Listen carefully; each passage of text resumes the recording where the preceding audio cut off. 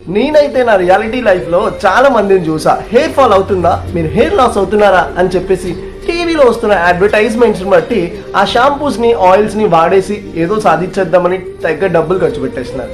So అట్లాంటివన్నీ కూడా మన ప్రమోటర్స్ అందరూ కూడా మనీ తీసుకొని మన టీవీ ఛానల్స్లో ప్రమోట్ చేస్తున్న ప్రొడక్ట్స్ మాత్రమే.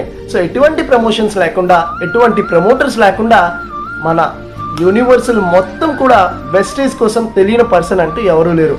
అంటే ప్రమోటర్స్ లేకుండానే ఎంత ప్రమోట్ అవుతుందంటే మా వెస్టేజ్. సో ప్రమోట్ చేస్తే ఇంకెంత ప్రమోట్ అవుతుందో అనుకుంటున్నారా?